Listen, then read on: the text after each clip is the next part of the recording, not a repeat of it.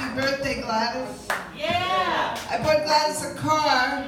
It was at the toy store down the street. I went through my vanity, and I was cleaning out my vanity, and I had a lot of these very expensive body shop store with the lotions. I had the vanilla and the pink lavender, everything, and I got a pile of them together, and I said, what should I do with all these? I'm never going to use them all. And then I thought, Louis C.K. would enjoy them. What just happened today? Thank you.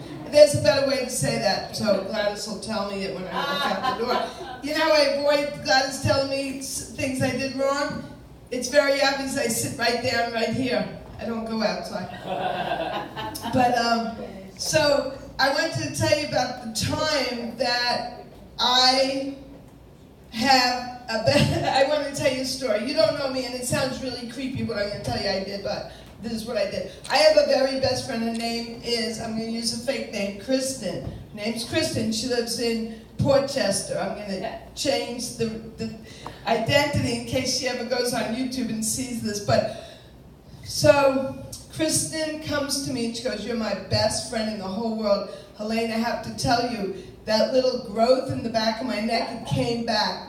So I go, Kristen, do you trust me? Don't go to the doctor. How's your husband, Evan, by the way? His name's Evan.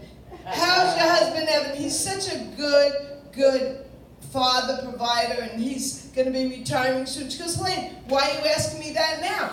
I'm telling you about this growth I have. I went to the doctor and, a few months ago, and then he said, come back if it gets bigger. And you know what they say?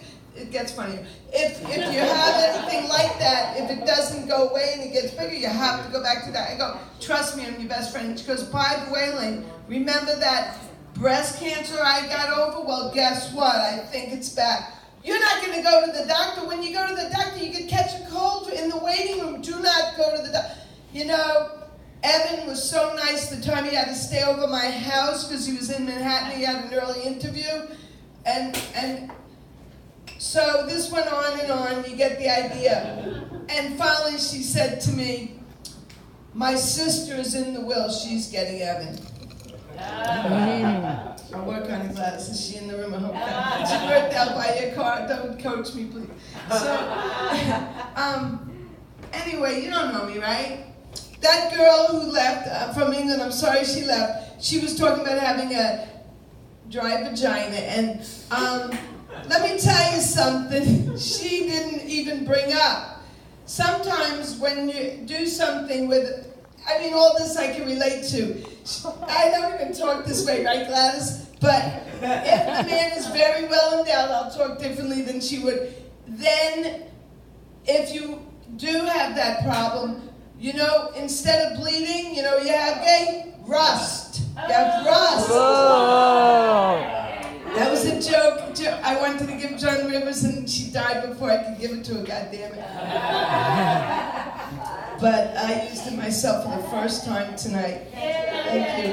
I had that joke all those years when she was still alive, and I'm not kidding. So anyway, I used the joke, and now Gladys will tell me a better way to use the joke, unless I sit here and avoid that. So, seriously though, Gladys told me, remember in Remo's song about wearing blue? Yep. Gladys told me, as long ago as when the stage was over there, she said never wear white on my stage, ever. Because I'm wearing white, I went out and bought a $15 scarf. No, I bought it at the dollar store just so Gladys won't know I'm wearing white. It is from the dollar store, that is true, but it's from Queens. So anyway, I wanted to tell you that, the other night I did a mic down in the Village. I won't say the name of the club, but I went to do a mic because you know why? Gladys didn't have a show that night. That's why I went down there, Gladys. You skipped that night, so I went down there. And they have this thing, you pay for how many minutes you're going to perform. So everyone did 5 minutes, they paid $5. If you pay $10, you get 10 minutes. You get $1 for each minute that you do. So I get up on the stage, I said I have a pension, I have no kids, I'm going to die in a couple of years. See, you're going to sit here for a week and a half because I gave the guy $1,000.